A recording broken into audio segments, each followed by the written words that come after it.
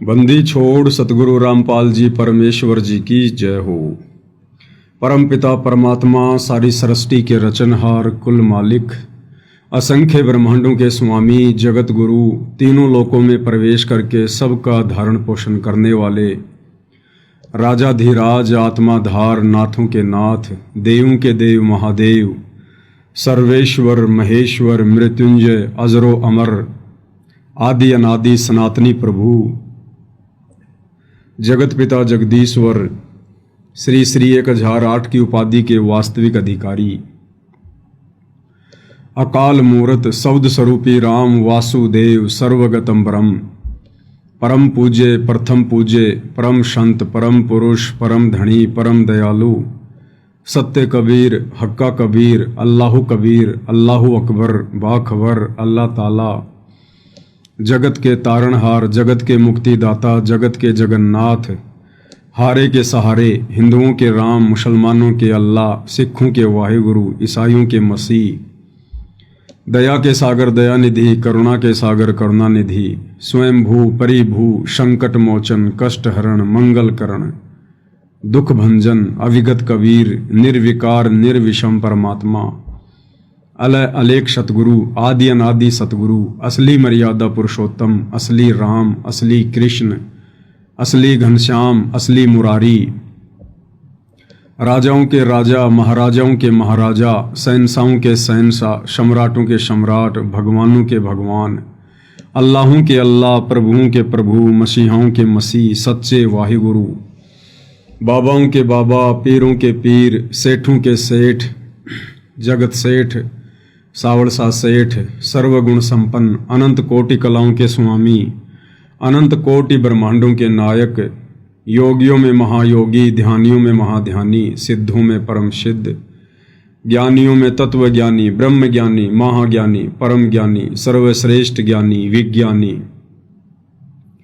युवा कबीर समर्थ कबीर असमवात अमित ओजा सच्चे रहनुमा करीम अल्लाह सुभान अल्लाह दुनिया के अंतिम पैगंबर 8 सितंबर 1951 से गांव धनाना जिला सोनीपत हरियाणा भारतवर्ष की पवित्र भूमि पर प्रकट रियल कल की भगवान श्री नारायण साकार हरि श्री बाबा साहिब नूर अनंत परमात्मा सच्चे दरवेश सच्चे बाखबर संत श्रोमणी सतगुरु रामपाल जी परमेश्वर जी के चरण कमल में साध संगति से जुड़े हुए आप और हम सभी सत्सेवक भाई बहनों का अनंत कोटि दंडवत प्रणाम। सत्साई भाई और बहनों, बहुत बड़ी दया बहुत बड़ी मेहर पूज्य गुरुदेव भगवान की परमेश्वर रामपाल जी की, जिनके शुभ आशीर्वाद से विशेष आशीर्वाद से आप और हम सभी साध संगति से जुड़े हुए सत्सेवक भाई बहन हर प्रकार से मर्यादाओं में रहते हुए संघर्ष करते हुए एक साधारण सा जीवन जीते हुए मोक्ष प्राप्ति के लिए सत भक्ति मार्ग पर गुरुदेव के अमर तत्व ज्ञान को आधार बनाकर निरंतर आगे की ओर बढ़ रहे हैं।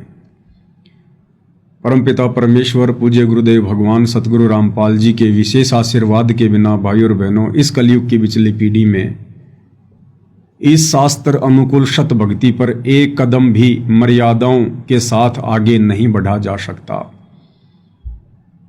यदि गुरुदेव भगवान की विशेष रजा हम आत्माओं पर ना हो तो,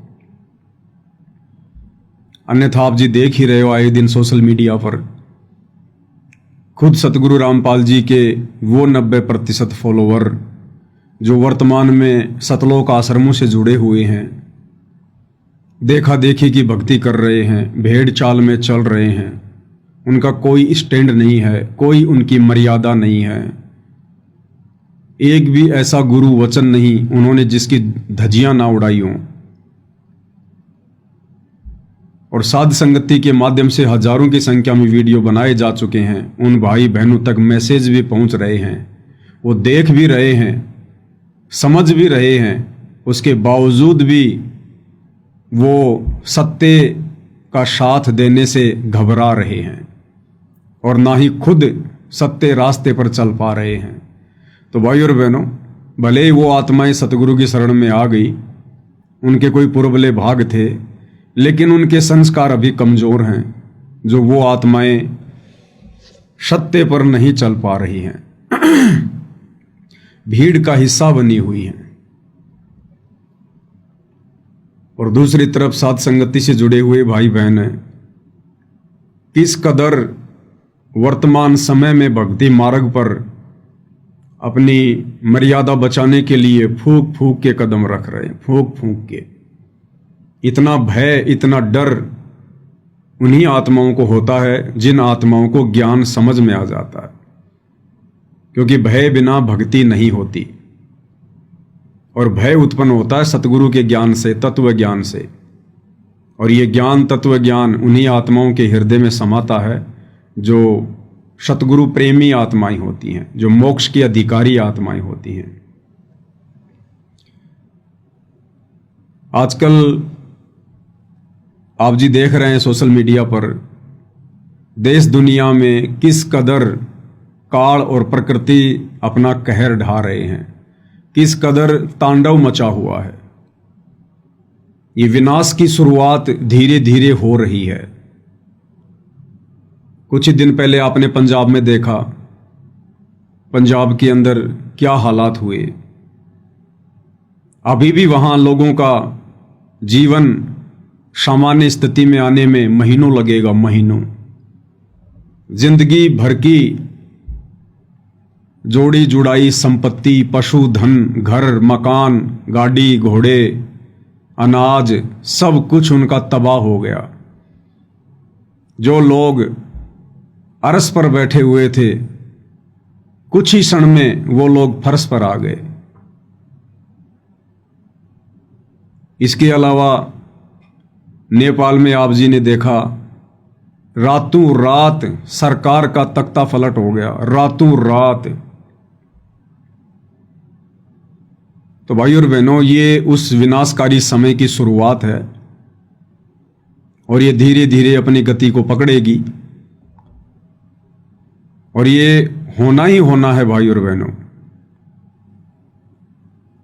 क्योंकि सारी सृष्टि के मालिक ने, कबीर देव भगवान ने, सतगुरु रामपाल जी ने जब युग परिवर्तन का समय निर्धारित कर दिया सन 2028 से, तो ज़्यादा समय तो बचा ही नहीं है, 3-3.5 वर्ष हैं।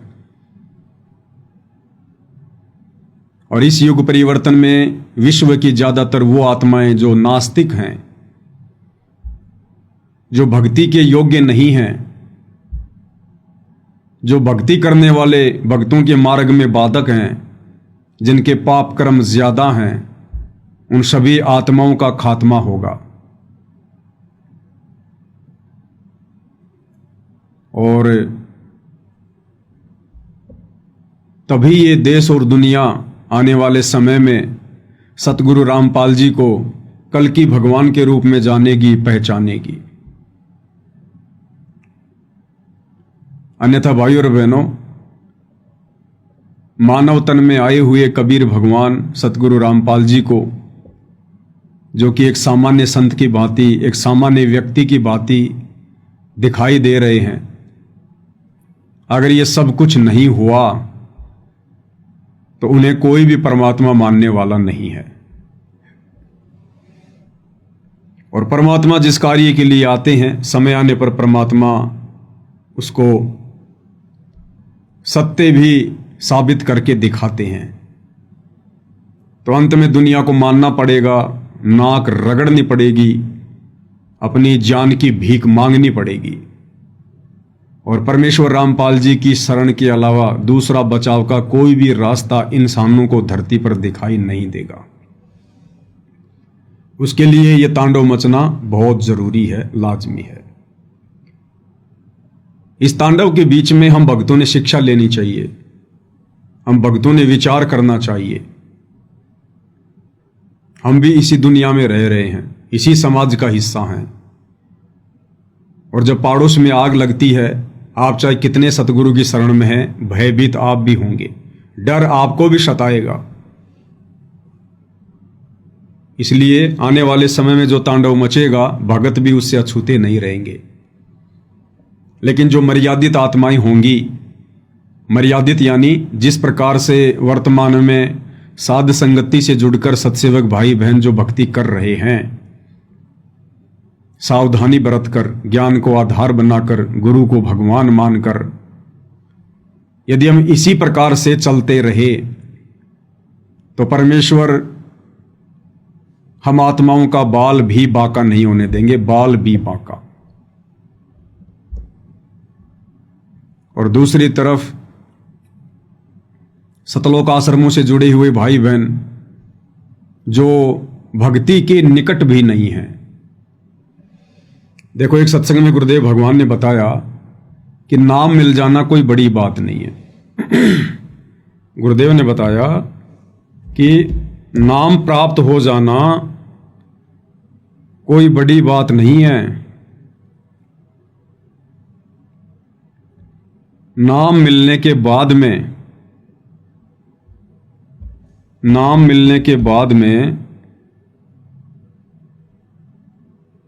उस नाम के ऊपर चलना, मर्यादाओं में रहकर उस नाम की इज्जत रखना। नाम यानी शब्द, और शब्द यानी सतगुरु। अपने सतगुरु की इज्जत रखना, उस शब्द को मर्यादा में रह के सुमरण करना, जाप करना, ये सबसे बड़ी बात है। नाम तो किसी को भी मिल जाएगा, कोई बड़ी बात नहीं है। इस नाम की कोई फीस नहीं है, कोई योग्यता नहीं है। मालिक को पता है कि कितनी क्या मर्यादा निभा सकते हैं, और नाम तो परमेश्वर सहज में दे देते हैं। नाम लेने के बाद फिर धीरे धीरे उसे ज्ञान होता है, फिर वो नाम के ऊपर चलना सीखता है। तो नाम मिल जाना कोई बड़ी बात नहीं बताई गुरुदेव भगवान ने। उन्हीं के मुख कमल से सुनते हैं। इसलिए 3 मंत्र के जाप का विधान है। पहला जाप ओम है, एक मंत्र उसमें ओम है, दूसरा तत् मिलकर के ये सतनाम बनता है। इसी को अजप्पा जाप भी कहते हैं, जो श्वासों से सिमरण होता है। ये शब्द तत् मंत्र जो है गुप्त है, ये सांकेतिक है, और सत मंत्र भी सांकेतिक है। ये 2 मंत्र देने का किसी को अधिकार नहीं है। ओम नाम का जाप भी पूरे संत, पूरे ऋषि ही को अधिकार होता है। वो यहां का परम शक्ति होता है। क्या कह रहे हैं परमात्मा? एक छोटा सा पॉइंट और आ गया बीच में गुरुदेव भगवान की महिमा में। क्या कह रहे हैं गुरुदेव कि ओम नाम भी, ये जो ओम नाम है जो ब्रह्म का, ये भी कोई सामान्य संत, सामान्य व्यक्ति नहीं दे सकता है। इस ओम नाम का जाप देने का अधिकारी भी कौन होगा? जो यहां की परम शक्ति होगा। यहां की परम शक्ति, 21 ब्रह्मांड की परम शक्ति। तो भाई और बहनों, आज ओम नाम का जाप देने के अधिकारी इस पृथ्वी पर कौन है? आप और हमें तो भली भांति पता है, परमेश्वर रामपाल जी हैं। इनके अलावा तो कोई नाम देने का अधिकारी है ही नहीं संसार में। ये जितने भी आचार्य, शंकराचार्य, संत, महंत, ये सब केवल अपने जीवन को नरक के रास्ते पर लेके जा रहे हैं, और अपने फॉलोअर के जीवन को नरक के रास्ते पर लेके जा रहे हैं। इन्हें अधिकार है ही नहीं किसी को दीक्षा देने का। ओम नाम की दीक्षा देने का अधिकारी भी वही है जो यहां की परम शक्ति हो। तो आज पूरे विश्व में ओम नाम देने के अधिकारी भी सतगुरु रामपाल जी हैं। तो यहां की परम शक्ति कौन हुई? सतगुरु रामपाल जी। अब आप कहोगे 21 ब्रह्मांड की परम शक्ति तो भाई काल है, ब्रह्म है, फिर सतगुरु रामपाल जी कैसे? ये ओम नाम कोई ब्रह्म ने पैदा थोड़ी किया है कि भाई मेरा ओम नाम है, तुम इसका जाप करो। ये ओम नाम उसको दिया किसने? असल में ओमकार कौन है? सबसे बड़ा ओम कौन है? ओमकार कौन है? आप और हम सभी भगत भाई बहन दोपहर के समय परमेश्वर की असुर निकंदन रमेणी करते हैं, और रमेणी में मंगलाचरण के बाद में सबसे पहली लाइन क्या आती है? सत्य पुरुष समर्थ ओंकारा। सत्य पुरुष समरथ ओंकारा। और सबसे बड़ा ओम भी कबीर भगवान है, सत्य पुरुष है, अदली पुरुष कबीर हमारा। इस ब्रह्म को, काल को, ज्योति निरंजन को ओम नाम किसने दिया? कबीर भगवान सतगुरु रामपाल जी ने दिया। इसलिए गुरुदेव भगवान कह रहे कि ओम नाम देने का अधिकारी भी यहां की परम शक्ति है, कोई ओम नाम नहीं दे सकता। ये सत्य पुरुष समरथ ओंकारा, अदली पुरुष कबीर हमारा। तो क्या कह रहे हैं गुरुदेव कि ओम नाम देने का अधिकारी भी यहां की परम शक्ति होती है, अर्थात सतगुरु रामपाल जी ही परम शक्ति हैं तीनों लोकों में। ये तो केवल इनके नौकर हैं। 21 ब्रह्मांड का स्वामी काल एक नौकर बैठा रखा गुरुदेव भगवान ने यहां। 7 संख ब्रह्मांड का स्वामी अक्षर पुरुष एक नौकर बैठा रखा गुरुदेव ने। इसी असुर निकंदन रमणी में गुरुदेव भगवान क्या कहते हैं? परमात्मा कहते हैं कि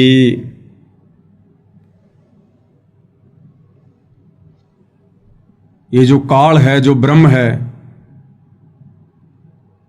ये परमेश्वर का चेहरा है, चेहरा। धर्मराय आदि युगादि चेहरा, सुर असुरों का करे निबेरा। ये जो धर्मराय है, जो काल है, ये आदि युगादि चेहरा, ये परमेश्वर का नौकर है सदा से। सुर असुरों का करे निबेरा, अच्छी और बुरी आत्माओं का निर्णय करने के लिए एक जज के रूप में परमात्मा ने इसको यहां बैठा रखा, एक जेलर के रूप में। क्योंकि ये जो 21 ब्रह्मांड है, ये सतलोक की जेल है। जो आत्मा सतलोक में गलती करती है उसको सजा के लिए यहां 21 ब्रह्मांड में भेज दिया जाता है। ये काला पानी की सजा है। और यहां का एक जेलर बना दिया गुरुदेव ने, एक नौकर छोड़ दिया अपना, काल ब्रह्म धर्मराय आदि युगादि चेहरा और सुर असुरों का करे निबेरा, जो यहां पर सबको कर्मानुसार दंड देता है। तो सबसे बड़ी परम शक्ति स्वयं सतगुरु रामपाल जी भगवान, कबीर परमात्मा। देखो भाइयों और बहनों, इस ब्रह्म को जो ओम मंत्र दिया, ये भी कबीर भगवान सतगुरु रामपाल जी ने दिया। तो ये ओम मंत्र भी वैसे रियल में, असल में कबीर भगवान सतगुरु रामपाल जी का ही है, उन्होंने दिया। उसके बाद परमात्मा श्री ब्रह्मा जी को मिले, फिर उन्होंने ब्रह्मा जी को ओम मंत्र का जाप दिया। ब्रह्मा जी को तो उससे पहले पता ही नहीं था ओम क्या है। दिया किसने ओम नाम का जाप? हम तो कह देते हैं कि ओम नाम का जाप ब्रह्मा जी का है। अरे ब्रह्मा जी को दिया किसने? कबीर भगवान सतगुरु रामपाल जी ने, अग्नि ऋषि के रूप में, किसी युग में जोगजीत के रूप में, कभी सहजदास के रूप में जाते हैं परमात्मा। फिर विष्णु जी को परमात्मा ने हरियम नाम दिया। तो हरियम नाम कोई विष्णु जी ने पैदा थोड़ी किया, दिया किसने? कबीर भगवान ने गुरु रूप में। तो मंत्र किसका हुआ हरियम? कबीर भगवान का, सतगुरु रामपाल जी का। इसी प्रकार उन्होंने गणेश जी को किलियम दिया। तो गणेश जी ने थोड़ी पैदा किया किलियम, दिया किसने? कबीर भगवान सतगुरु रामपाल जी ने। तो असल में यह मंत्र है किसका? सतगुरु रामपाल जी भगवान का। ऐसे ही सोहम मंत्र परमात्मा ने शिव जी को दिया। तो देने वाला कौन? कबीर भगवान सतगुरु रामपाल जी। तो भाइयों और बहनों, जिसको शतनाम मिला हुआ है वो भाई बहन प्रथम नाम को हल्के में ना लें कि भाई ये प्रथम नाम तो देवी देवताओं के हैं। ये सातों के सातों नाम कबीर भगवान सतगुरु रामपाल जी के हैं। सातों के सातों नाम। हाँ, इनके कार्य अलग अलग हैं, इन मंत्रों के, इनसे लाभ अलग अलग मिलता है। जिस प्रकार भारत सरकार अपने सैनिकों को, किसी को तो एक रिवॉल्वर देती है, किसी को AK-47 देती है, किसी को गोला बारूद देती है, किसी को लड़ाकू विमान देती है, किसी को मिसाइल देती है, किसी को परमाणु हथियार देती है। तो वो दे कौन रही है? भारत सरकार दे रही है।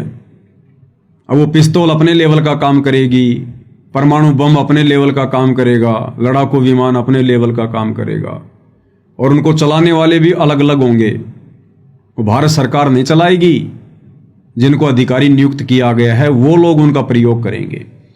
तो इसी प्रकार ये जितने भी मंत्र हैं जो इन देवी देवताओं को प्रदान किए गए हैं, ये सच्ची सरकार सतगुरु रामपाल जी भगवान ने प्रदान किए हैं, और इन देवताओं को परमात्मा ने यहां का अधिकारी बना दिया। जिसका जैसा सामर्थ्य है उस हिसाब से परमेश्वर ने इनको ये मंत्र प्रदान कर दिए। तो सतनाम मिलने के बाद में जैसे गुरुदेव भगवान हमें कहते हैं कि बच्चों, सतनाम की प्राप्ति के बाद में हमने सतनाम का ज्यादा सुमरण करना चाहिए, ज्यादा से ज्यादा। प्रथम नाम की भले हम 1 या 2 ही माला कर लें, लेकिन सतनाम मिलने के बाद में प्रथम नाम से ज्यादा महत्व हमने सतनाम को देना है। इसका मतलब ये नहीं है कि प्रथम नाम को हल्के में लेना है, नहीं। भले ही हम 1 ही माला करें प्रथम नाम के सतनाम मिलने के बाद में, लेकिन वो 1 माला भी बड़ी श्रद्धा से, जो विधि गुरुदेव ने बताई है, सुरती नृत्य और मन के साथ में, ये सोचकर कि ये मंत्र वास्तव में मेरे परमात्मा के हैं, मेरे गुरुदेव भगवान के हैं। इन मंत्रों का स्मरण भी मेरे गुरुदेव भगवान का स्मरण है, मेरे परमात्मा का स्मरण है। अगर मेरे परमात्मा, मेरे गुरुदेव भगवान ये मंत्र इन देवी देवताओं को प्रदान ना करते, इनके ऊपर दया ना करते, तो ये देवी देवता कहां से हमारे को लाभ देते। जड़ अगर पूरे पेड़ को पोषण ना देती तो टहनियां कहां से होती, टहनियां नहीं होती तो फिर फल किसके लगते। तो मैन कौन हुआ? जड़, जो प्रोक्ष है, गुप्त है, जड़ से खाद लेकर, पानी लेकर पूरा पेड़ अपना विकास कर पाया है। तो इसी प्रकार हमने प्रथम मंत्र को भी विशेष श्रद्धा के साथ में, और प्रथम मंत्र तो वैसे भी विशेष श्रद्धा के साथ में जाप करने योग्य है, क्योंकि 7 मंत्रों में जो सबसे पहला मंत्र है, जो गुरुदेव भगवान ने ज्ञान गंगा पुस्तक में सार्वजनिक किया हुआ है, शत सुकृत अविगत कबीर, ये परमेश्वर की पूजा का मंत्र है। यानी यही तो है सार नाम, यही तो है सार शब्द, सब कुछ यही है जो परमात्मा हमें शुरू में दे देते हैं। भाई परमात्मा एक है, उनका मंत्र भी एक ही है, और गुरुदेव ने स्पष्ट कर ही दिया है। वैसे जब जब भूल पड़े पुस्तक में और गरीबदास जी की वाणियों में तो खुल के परमात्मा ने कह दिया कि यो सार शब्द सतगुरु कबीर है, यो सार शब्द सतगुरु कबीर है। तो सतगुरु कबीर कौन है बताओ? आज हमारे गुरुदेव भगवान ही तो हैं सतगुरु कबीर। और कबीर उनके शरीर का नाम थोड़ी है, कबीर उनके शरीर का नाम नहीं है। शरीर तो आप और हमारे हैं, परमात्मा का शरीर थोड़ी है। आप और हमारी तरह हाड़ मांस का शरीर थोड़ी है जो उनके शरीर का नाम होगा कबीर। कबीर उनकी मुक्ति का नाम है, मोक्ष मंत्र है, ये सार शब्द है। ये कबीर यानी गुरुदेव भगवान सतगुरु रामपाल जी। जैसे गुरुदेव सत्संग में कहते हैं कि इस कबीर नाम को यदि आपने वैसे भी स्वाभाविक भी कभी जाप कर लिया तो भी आप पुण्य के भागी बनते हैं। इस कबीर नाम को यदि आपने वैसे भी जाप कर लिया, मुंह से बोल दिया, तो भी हमारे पुण्य बनते हैं, पुण्य। जैसे कि बर्फ को यदि हमने गलती से हाथ लगा दिया वो ठंड की देगी, अग्नि में यदि हमने गलती से हाथ डाल दिया वो जलाएगी। इसी प्रकार कबीर परमेश्वर के मोक्ष मंत्र, कबीर का ये गुण है, स्वभाव है। यदि वैसे भी कोई इस मंत्र का जाप कर लेगा तो भी वो पुण्य का भागी बनेगा। चाहे किसी ने अपने बेटे का नाम रखा है कबीर, भले वो उसको अपने बेटे के रूप में पुकार रहा है, ए कबीर, कहां रे कबीर, कबीर कहां गया, तो भी उस नाम का जाप करने से वो पुण्य का भागी बन रहा है, अनजाने में भी। इसीलिए भगवान ने अपना वैदिक नाम रखा कबीर देव। कि ये नालायक वैसे तो मुझे परमात्मा नहीं मानेंगे, लेकिन मेरी कहीं चर्चा करेंगे और कहेंगे कि हमारे गुरुजी का नाम है कबीर। अरे तुम्हारे गुरुजी का क्या नाम है? कबीर। तो बार बार इस कबीर का नाम लेने से भी ये पुण्य के भागी बनेंगे, पुण्य के भागी। इसलिए सत्य पुरुष ने, परम अक्षर ब्रह्म ने अपना वैदिक नाम रखा कबीर। तो प्रथम मंत्र में सबसे पहला जो नाम है यही तो परमेश्वर की मुक्ति का नाम है, मोक्ष मंत्र है ये। ज्ञान गंगा पुस्तक में परमात्मा ने साफ साफ लिखा हुआ है कि सत सुकृत अविगत कबीर, ये परमात्मा की पूजा का मंत्र है। पूजा, ये पूजा है परमात्मा की। तो प्रथम नाम को हमने हल्के में नहीं लेना चाहिए, विशेष श्रद्धा के साथ में हम भगत भाई बहनों ने अपने गुरुदेव की आदेश की पालना करते हुए इसको सुमरण करना चाहिए। और शतनाम मिलने के बाद में फिर हमने शतनाम को ज़्यादा महत्व देना है। ज़्यादा महत्व देने का मतलब सुमरण ज़्यादा करना है। इंपॉर्टेंस तो दोनों की बराबर है, लेकिन फिर हमने सुमरण ज़्यादा शतनाम का करना है, क्योंकि सतनाम के जाप से फिर हमारे कुछ विशेष जो पाप कर्म है वो कटने शुरू हो जाते हैं। तो परमात्मा यहां क्या कह रहे हैं कि ये ओम मंत्र देने का अधिकारी भी यहां की परम शक्ति है, परम शक्ति। तो देख लो आज वर्तमान में ओम नाम का जाप कौन दे रहा है, तो हमारे गुरुदेव भगवान कौन हुए? भाई और बहनों, प्रमाण ही प्रमाण हैं, सबूत ही सबूत हैं, लेकिन है सारे संकेतों में, हैं सारे संकेतों में। इसलिए गुरुदेव भगवान कहते हैं, सब सुमरे अपने अनुमाना तो गति लखी न जाए, और कहे कबीर कृपया कर जन पर ज्यों की त्यों समझाए। अपने अपने हिसाब से ज्ञानी बनेंगे तो कुछ नहीं समझ पाएंगे। जिस पर गुरुदेव भगवान रजा करेंगे वही आत्मा समझ सकती है, समझा सकती है। तो क्या कह रहे हैं गुरुदेव? ओम नाम का जाप देने का अधिकारी कौन है? पूरे ऋषि ही को अधिकार होता है।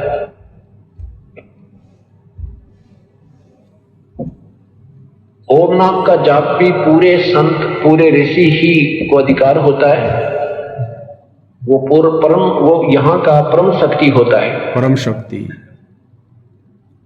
और पूर्ण परमात्मा स्वयं आते हैं या उसका अपना कोई दास भेजते हैं, उनको पूर्ण अधिकार होता है, वो तीनों मंत्र प्रदान कर सकता है। वो भी या तो पूर्ण परमात्मा स्वयं आते हैं या अपना कोई दास भेजते हैं, वही इन मंत्रों को दान करते हैं।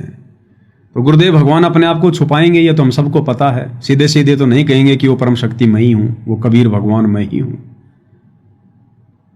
तो 21 ब्रह्मांड की परम शक्ति ही ये मंत्र दान कर सकती है। अब बताओ भाई और बहनों, फिर हम कैसे मान ले कि सतगुरु रामपाल जी मां के गर्भ से आए हैं? कैसे माने हम?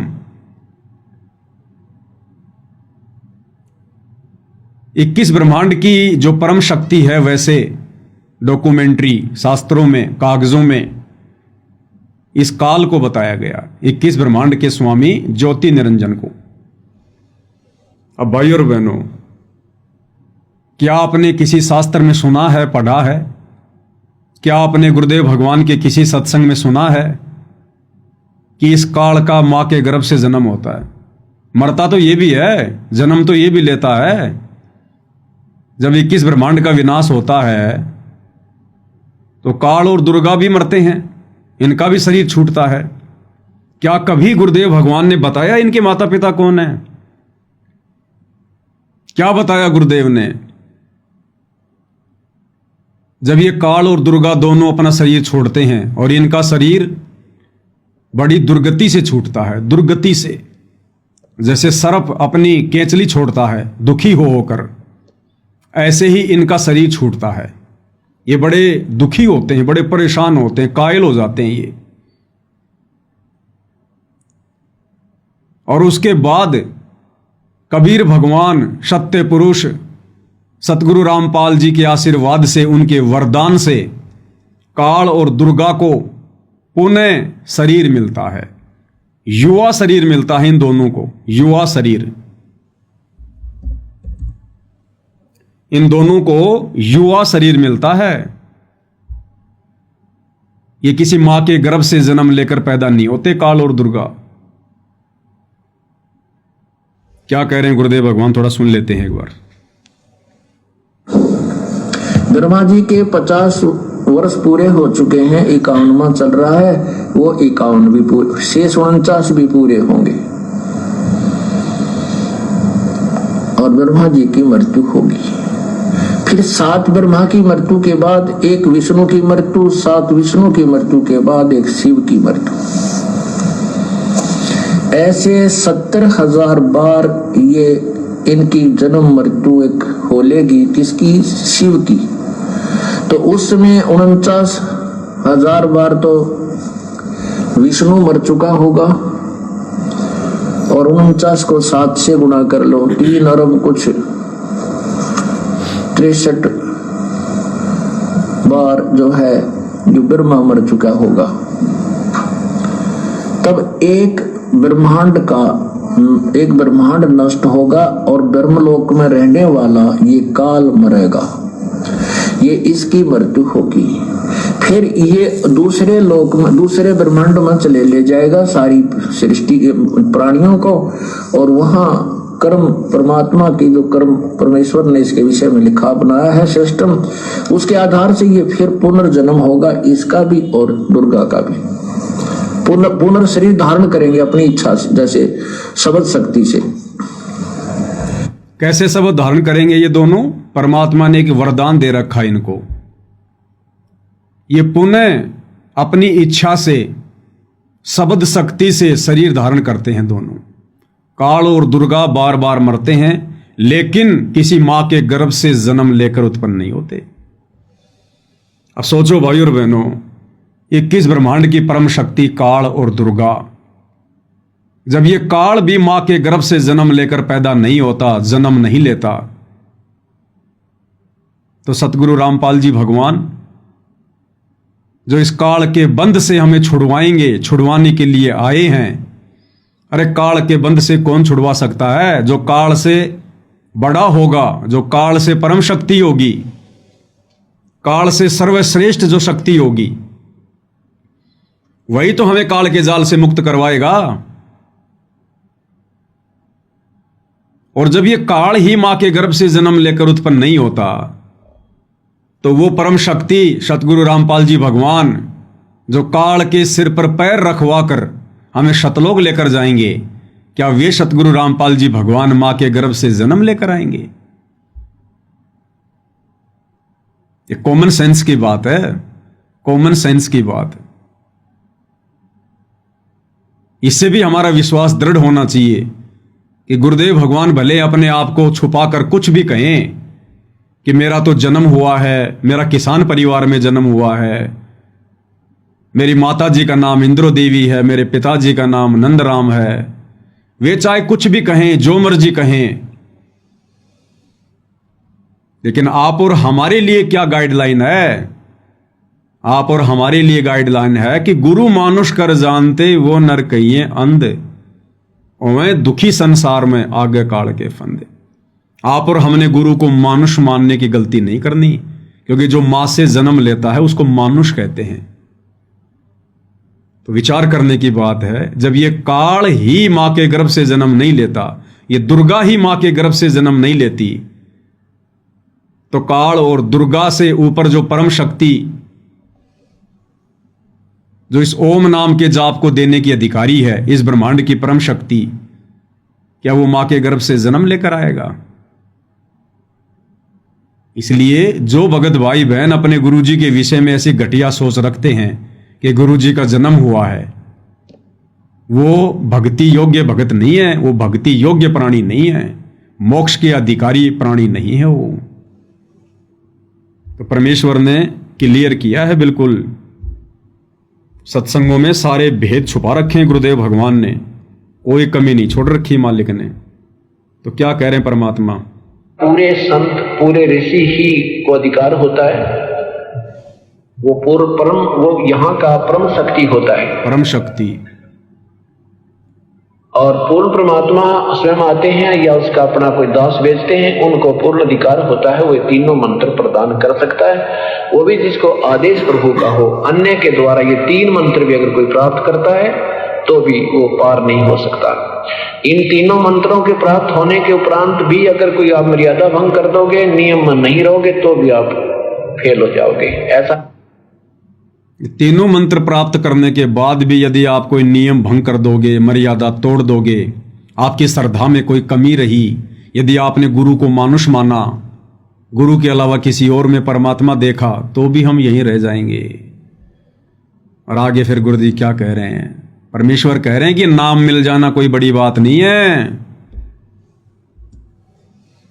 एक बार अपॉइंटमेंट होगी तो फिर वो डिसमिस ना होगा। तो ये अनजानपने हम कर करके अभी फेल होते रहे। हमने अंतिम श्वास तक मर्यादा में रहते हुए अपनी मजदूरी करनी है, तभी हमें ये मजदूरी का प्रतिफल मिलेगा, नहीं तो अब्सेंट लग जाएंगी और तनख्वाह मिलेगी उस दिन बहुत कम पैसे मिलेंगे। इसलिए हमें सावधानी बहुत रखनी पड़ेगी। नाम ले लेना कोई बड़ी बात नहीं। क्या कह रहे हैं गुरुदेव? नाम ले लेना कोई बड़ी बात नहीं। ध्यान से सुन लो, बहुत रखनी पड़ेगी। नाम ले लेना कोई बड़ी बात नहीं, क्योंकि आपके पुण्य बहुत अच्छे हैं जो परमात्मा ने स्वीकार किया। उपदेश मिल गया, उसके बाद मर्यादा बहुत जरूरी है, बहुत आवश्यक है। मर्यादा में नहीं रहे तो सारा काम फिर बिगड़ जाएगा। जैसे माता गर्भ को रखे यत्न बनावे, ठेस लगे तक क्षीण होवे, तेरी ऐसे भक्ति जावे। अब भाई और बहनों, पूज्य गुरुदेव भगवान भी बार बार अपने प्रवचनों में मर्यादा के ही पीछे पड़े रहते हैं, मर्यादा के पीछे जोर देते हैं कि बच्चों नाम कोई बड़ी बात नहीं है, नाम कोई बड़ी बात नहीं है। नाम लेकर यदि तुमने मर्यादा नहीं निभाई तो तुम्हारा बना बनाया खेल बिगड़ जाएगा। और दूसरी तरफ ये काल भी भाई और बहनों मर्यादा तुड़वाने के ही पीछे पड़े रहता है। इस काल को भी यही चिंता है, जिस प्रकार सतगुरु को चिंता है कि ये आत्माएं मर्यादा ना तोड़ दें, मर्यादा ना तोड़ दें, इसी प्रकार काल को भी यही चिंता है कि ये आत्माएं मर्यादा में रह के भक्ति ना कर लें, मर्यादा में रह के भक्ति ना कर लें। कैसे मैं इनका समय बर्बाद करवाऊं, कैसे मैं इनकी श्वासें बर्बाद करवाऊं, कैसे मैं इनकी मर्यादाएं तोड़वाऊं। काल इसी बात के पीछे लगा रहता है और यही हम भगत भाई बहनों ने सावधानी बरतनी पड़ेगी वर्तमान में। तो दास कह रहा था कि सतलोक आश्रमों से जुड़े हुए भाई बहन ये भक्ति के निकट भी नहीं है। भले इन्होंने नाम दीक्षा ले रखी है, सार नाम भी ले रखा है, शतनाम भी ले रखा है, लेकिन अभी गुरुदेव भगवान ने क्या बताया कि नाम ले लेना कोई बड़ी बात नहीं है। उसके बाद तो मर्यादा, गुरु वचन, श्रद्धा, समर्पण, भगत के 16 श्रृंगार, 16 आभूषण, उसके बाद तो जी जान लगानी पड़ती है, बुद्धि, विवेक, और इन सब चीजों का अकाल पड़ा हुआ है, अकाल आश्रम से जुड़े भाई बहनों में। और इस परीक्षा के समय में, इस भक्ति के समय में आप और हमने श्वासों का ज्यादा से ज्यादा सदुपयोग सुमरण में, भक्ति में करना था। और काल कहां करवा रहा है? एक छोटा सा वीडियो दिखाते हैं आपको। यह छोटा सा वीडियो है हरियाणा के रोहतक का। और क्या हो रहा है यहां पर? संत रामपाल जी के सतलोक आश्रमों से जुड़े हुए फॉलोवर सड़कें साफ कर रहे हैं, कचरा साफ कर रहे हैं, मिट्टी साफ कर रहे हैं, झाड़ू ले लेके, जैसे बाबा राम रहीम की संगत किया करती थी। अरे बाबा राम रहीम की संगत तो कर सकती है, कोई बड़ी बात नहीं है, क्योंकि उनके पास में सतनाम नहीं है, उनको सतलोक नहीं जाना, उनके गुरु तत्वज्ञानी नहीं है, उनके गुरु ने उन आत्माओं को श्वासों की और समय की कीमत नहीं समझाई। तो वो आत्माएं तो कर सकती हैं ये काम समाज की वाहवाही लूटने के लिए, लेकिन सतगुरु रामपाल जी परमेश्वर जी के भक्ति मार्ग में ये फालतू के कार्य करना ये भक्ति नियमों के विरुद्ध है। परमेश्वर सतलोक से चलकर हमारे से रोड़े साफ करवाने के लिए नहीं आए। देखिएगा किस प्रकार से अपनी अज्ञानता का प्रमाण दे रहे हैं, मूर्खता का प्रमाण दे रहे हैं। सदगुरुदेव जी की जय। परमात्मा की कृपा से आज रोहतक के जीन चौक पर संत रामपाल जी महाराज जी के अनुयायियों के द्वारा सफाई अभियान चलाया जा रहा है, जिसमें बड़ी तादाद में माताएं बहनें भी हैं और भगत भी आए हुए हैं और बहुत जोरों शोरों से सफाई अभियान चलाया जा रहा है ताकि लोगों में भी सफाई को लेकर, स्वच्छता को लेकर और समाज सेवा को लेकर एक जागरूकता फैल सके। तो संत रामपाल जी महाराज के अनुयायी जहां भी समाज सेवा का अवसर होता है सबसे अग्रणी रहते हैं और समाज सेवा करके समाज के प्रति अपनी जिम्मेदारी भी निभाते हैं।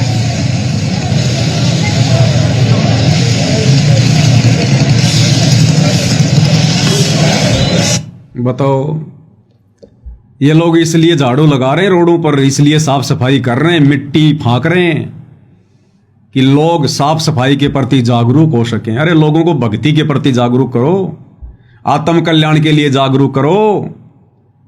ये मिट्टी तो एक दिन बाद में फिर रोड पर जमा हो जाएगी। ये कोई परमानेंट सफाई नहीं हो रही।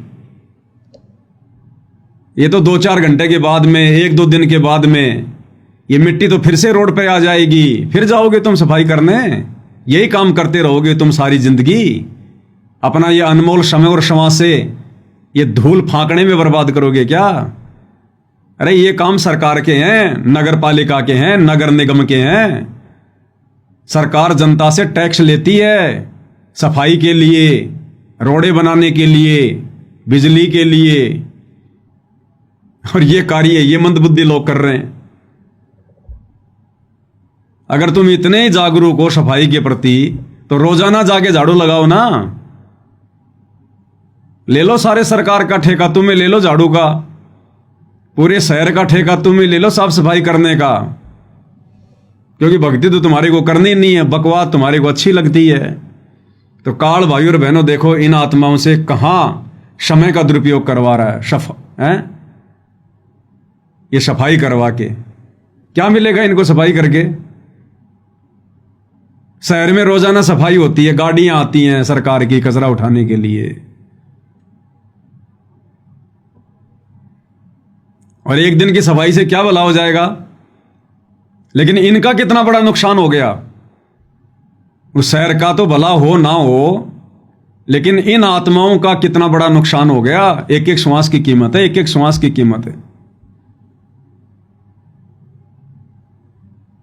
इसलिए भाई और बहनों, दास बार बार कहता है कि ये लोग भक्ति के निकट भी नहीं है, भक्ति के निकट भी।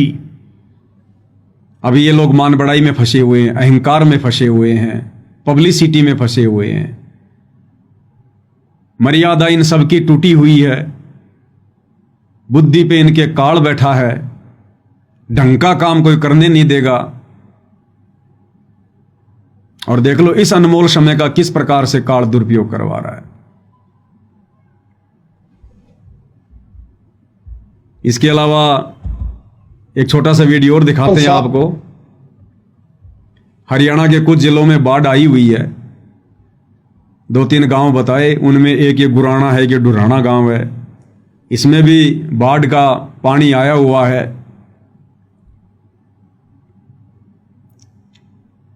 काल भाई और बहनों ऐसी प्रेरणा करेगा, ऐसी प्रेरणा करेगा। इस गांव के सरपंच ने, जिस गांव में ये गुराना गांव है, डुराना गांव है हिसार में, इसमें पानी भरा हुआ है।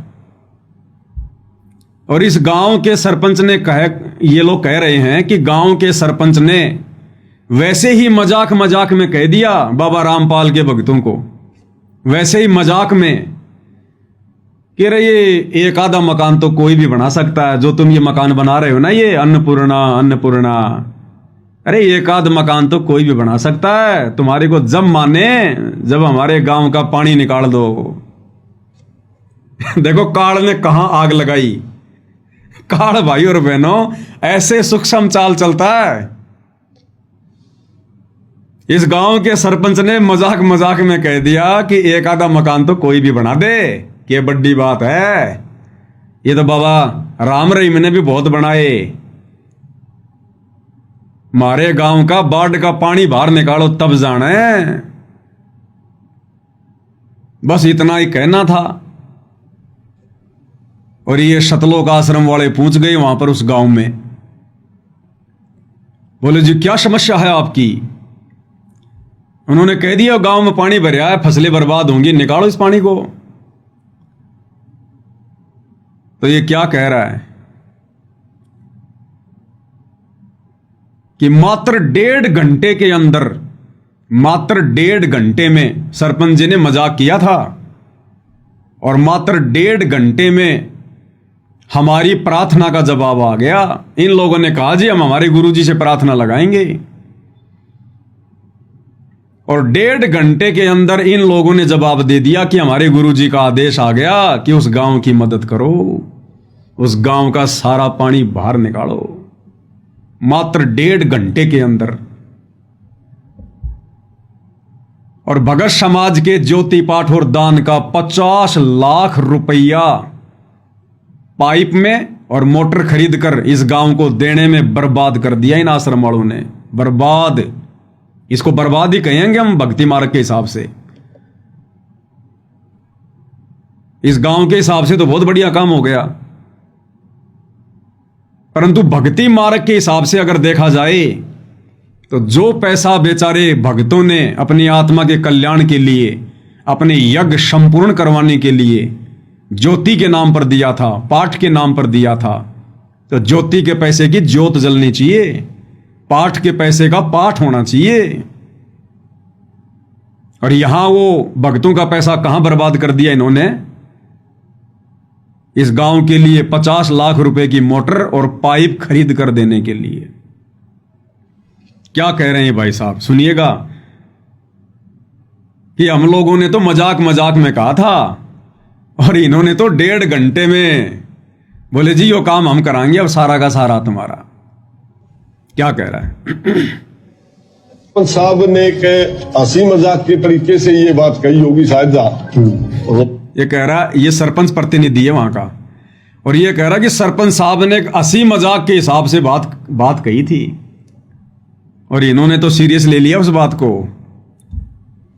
सरपंच साहब ने एक हंसी मजाक के तरीके से ये बात कही होगी शायद कि भाई एक मकान तो कोई भी बना दे, मेरा तो गांव बाढ़ से पीड़ित है, आप गांव का पानी उतारो।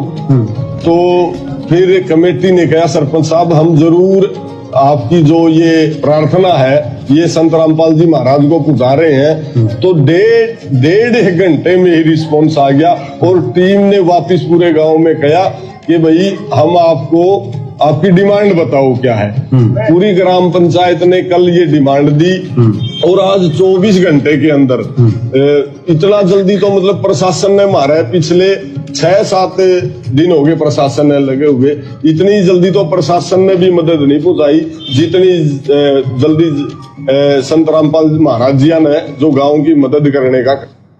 देखा भाई और बहनों, काल ऐसे सूक्ष्म चाल चलता है, भक्तों का पैसा भी भाड़ में लगवा दिया,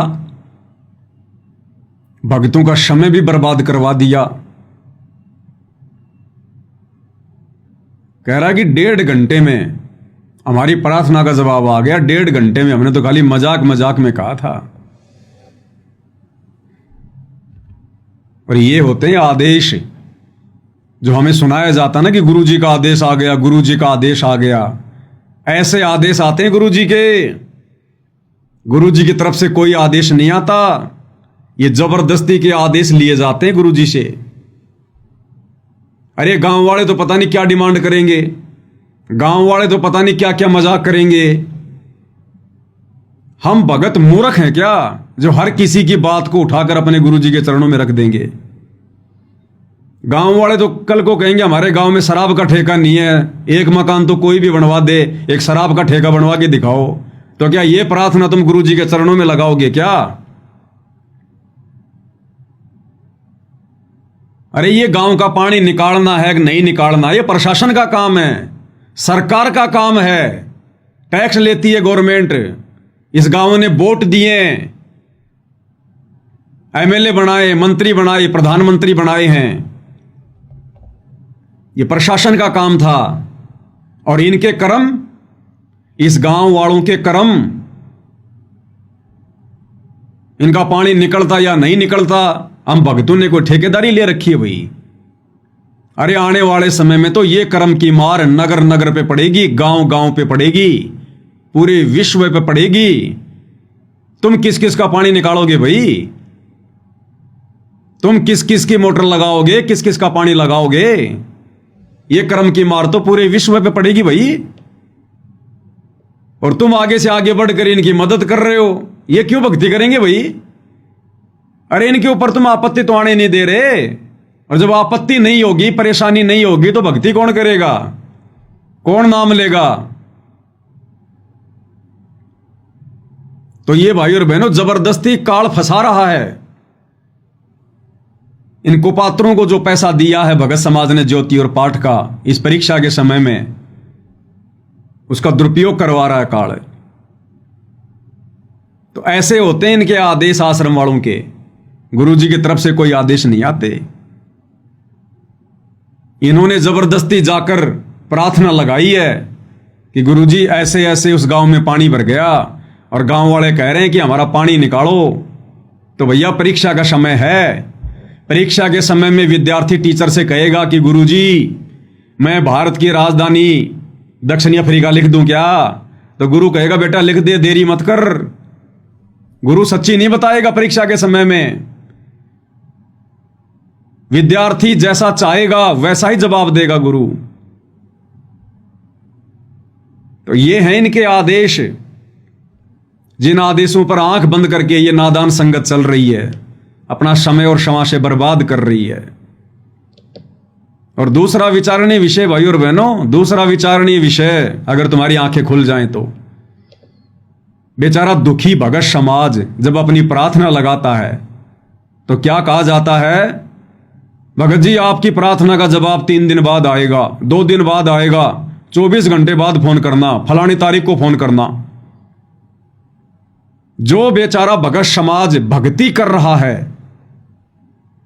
इन आश्रम वालों को बकवाद करने के लिए धन दे रहा है, उन बेचारे भक्तों की प्रार्थना का जवाब तो 3 दिन में, सप्ताह भर में। और ये गांव वाले निगुरे भक्तिहीन प्राणी, इनकी प्रार्थना का जवाब मात्र 1.5 घंटे में, इनकी प्रार्थना का जवाब केवल 1.5 घंटे में, और साथ में समाधान भी तुरंत समाधान। 50 लाख रुपए के पाइप और मोटर लेकर पहुंच गए तुरंत। और भक्तों की प्रार्थना का जवाब 3 दिन में, और समाधान क्या बताया जाता है? गुरु जी का आदेश है पाठ करवा दे 25,000 का, ज्योति करवा दे 2500 रुपए की। भक्तों के साथ में तो ये धोखाधड़ी। और ये जगत वाले भक्तिहीन प्राणी, जिनके पास भक्ति का टपका भी नहीं है। भाई और बहनों थोड़ा लाइट चली गई है, थोड़ा लाइट वाइट जलाते हैं। तो भाई और बहनों बेचारे भोले भाले भगत जो परमात्मा की भक्ति कर रहे हैं, इन आश्रम वालों को बकवाद करने के लिए ज्योति पाठ और दान का पैसा दे रहे हैं। इनके एक इशारे पर रोडों की सफाई करते हैं, धूल फांक रहे हैं, राजनेताओं की रैलियों में जाकर अपना जीवन बर्बाद कर रहे हैं। जब वो भगत प्रार्थना लगाते हैं तो उनकी प्रार्थना का जवाब तो 3 दिन बाद आता है। और समाधान क्या बताया जाता है? 25,000 का पाठ करवा दे, 2500 रुपए की ज्योति करवा दे। और ये जगत वाले भक्तिहीन प्राणी, इनकी प्रार्थना का जवाब, हंसी मजाक में लगाई गई प्रार्थना का जवाब मात्र 1.5 घंटे में। और समाधान क्या होता है? 50 लाख रुपए। लो जी, हमारे गुरु जी की तरफ से 50 लाख रुपए। तो भाई और बहनों ये तो वो कहावत हो गई जो गुरुदेव अपने सत्संगों में बताते हैं कि बच्चों, वो किसान मूर्ख है जो बिना दूध देने वाली गाय को या भैंस को दूध देने वाली भैंस की खुराक खिला रहा है। तो जो दूध देने वाली गाय हैं बेचारे भगत, उनको तो सूखी घास डाली जा रही है। और जो बाखड़ी गाय हैं जो दूध नहीं देती, उनके ऊपर 50-50 लाख रुपए वारे जा रहे हैं। इसलिए भगवान कहते हैं निरंजन धन तेरा दरबार, यहां तनिक ना न्याय विचार। निरंजन धन तेरा दरबार, यहां तनिक ना न्याय विचार। ये भगत समाज ने विचार करना पड़ेगा। ये हम भक्तों के काम नहीं थे, ये प्रशासन का काम है। पानी निकालना, मोटर लगाना, हमने बैठ के चुपचाप अपनी भक्ति करनी है। लेकिन काल तो भाई और बहनों बकवाद करवाएगा, बकवाद। वो क्यों चाहेगा कि कोई भक्ति कर ले? काल क्यों चाहेगा कि कोई भक्ति कर ले, मर्यादा में रह ले? तो काल तो भाई और बहनों बकवाद करवाएगा, बकवाद। इसलिए दास कह रहा है कि ये लोग भक्ति के निकट भी नहीं है, भक्ति के निकट भी। ये क्या जवाब देंगे आने वाले समय में, जब इनका परमात्मा से आमना सामना होगा, जब इस परीक्षा का रिजल्ट आएगा, तब ये क्या मुंह लेके खड़ा होंगे अपने गुरुदेव भगवान के सामने। आज उनको मानुष मानकर जो बकवाद ये लोग कर रहे हैं, अरे ये कर्म की मार तो आने वाले समय में पूरी दुनिया पर पड़ेगी, और दुनिया वालों से ज्यादा ये कर्म की मार तुम बकवाद करने वाले भक्तों पर पड़ेगी। फिर देखेंगे तुम्हारा पानी कौन निकालेगा, तुम्हारी मोटर कौन लगाएगा। फिर तो कल को जब गुरुदेव भगवान आएंगे, क्या मुंह लेकर खड़े होंगे ये लोग, क्या जवाब देंगे ये लोग? आज उनको मानुष मानकर बकवाद कर रहे हैं। इनको डर नहीं है कि हमें भगवान देख भी रहा है, हमारी बकवादों को भगवान देख रहा है। हम बार बार जगत वाले लोगों की व्यर्थ की प्रार्थनाएं ले जाकर परमात्मा के सामने रख देते हैं।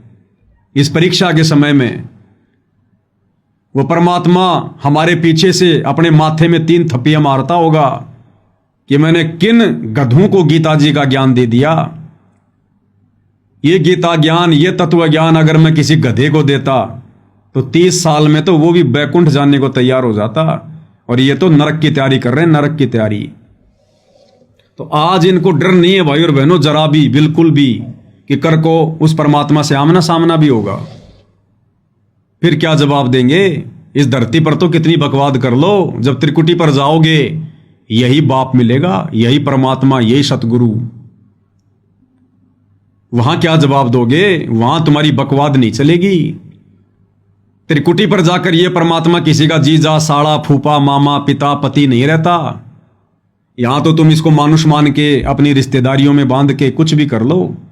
जब त्रिकुटी पर जाओगे ना, तो त्रिकुटी पर यह नहीं सुनेगा तुम्हारी, वहां से सीधे रिजेक्ट हो जाओगे, सीधे रिजेक्ट। और ये काल हमें यहां पर बांध रहा है, ये दोगला आचरण।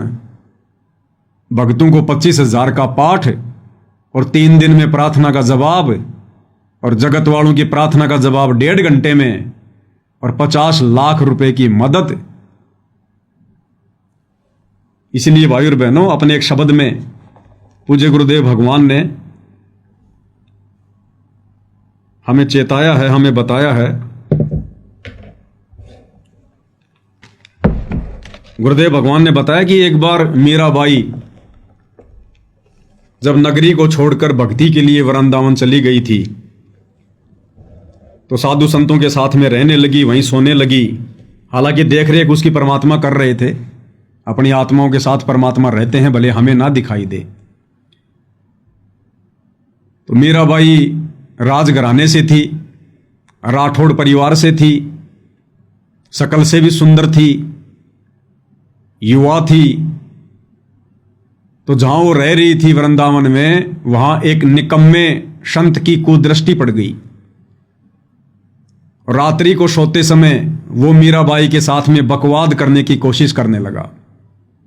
तो मीराबाई ने जैसे तैसे करके अपनी इज्जत बचाई, और दूसरे दिन जब प्रवचन हो रहा था, वो व्यक्ति वहां आगे बैठा हुआ था, और जब मीराबाई का नंबर आया और जब मीराबाई सत्संग करने लगी, तो उस व्यक्ति ने पहचान लिया कि ये तो वही है रात वाली, और तूने तो इसके साथ में बकवाद करनी चाहिए थी, और अब ये सबके सामने बताएगी, और यहां लोग तेरी जूतों से पिटाई करेंगे। तो मीराबाई को देखते ही उस निकम्मी आत्मा ने, जो सबसे आगे बैठा हुआ था, उसने नीची गर्दन कर ली, नीची, शर्मा गया वो, पानी पानी हो गया, पसीना आ गया।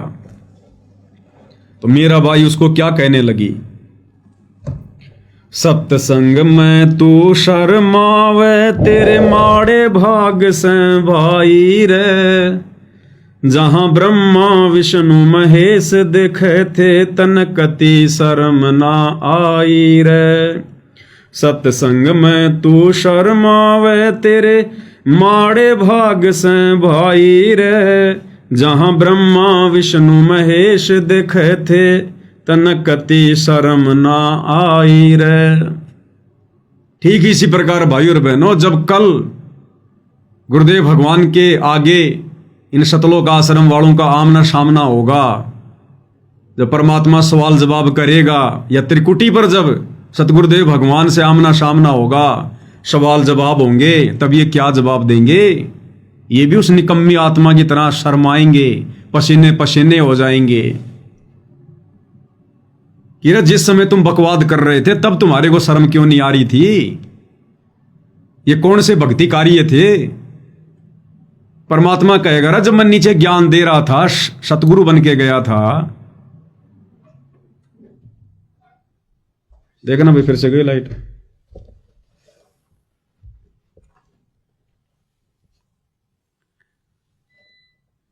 बैटरी दे।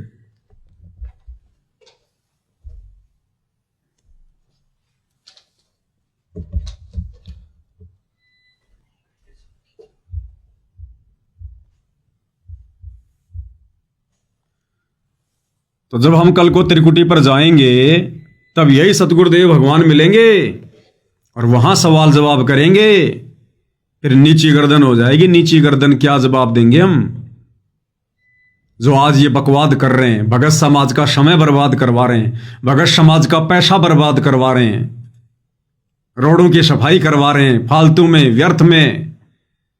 अरे ये समय भक्ति करने का था, परमात्मा में ध्यान लगाने का था, गुरु को प्रसन्न करने का था। और गुरु प्रसन्न रोडों पर झाड़ू लगाने से नहीं होता। गुरु प्रसन्न होता है मर्यादा में रहकर भक्ति करने से, बुद्धि विवेक का इस्तेमाल करने से। ये गांव का पानी तो आज नहीं तो 2 दिन बाद में सरकार निकाल देती, नहीं तो गांव वाले खुद अपनी व्यवस्था करते। वो तुम्हारे भरोसे बैठे रहते क्या? उन्होंने तो खाली एक मजाक किया था, कोई सीरियस होकर थोड़ी कहा था गांव वालों ने कि तुम पानी निकालो ही, तुम पानी नहीं निकालोगे तो गांव वाले मर जाएंगे, ये थोड़ी कहा था। हंसी मजाक में कहा था, अन्यथा गांव वालों ने तो अपनी व्यवस्था करनी थी भाई। तुम ना करते, वो तो करते ही करते अपनी। लेकिन काल ने बीच में टांग फंसवा दी, बीच में टांग जबरदस्ती। उसने तो मर्यादा तोड़वानी है, मर्यादा। तो कल को फिर क्या जवाब दोगे? फिर परमात्मा भी यही कहेगा, सत्संग में तू शर्मावे तेरे माड़े भाग से भाई रे, जहां ब्रह्मा विष्णु महेश देखे थे तनकती शर्म ना आई रे। कि हे नालायक आत्माओं, जिस समय तुम बरवाला कांड के बाद ये बकवादे कर रहे थे, उस समय मैं हिसार जेल में बैठा बैठा सब कुछ देख रहा था। तब तुम्हें शर्म क्यों नहीं आई? तब तुम क्यों बढ़ चढ़ के बकवादे कर रहे थे? और अब तू पसीने पसीने हो रहा है।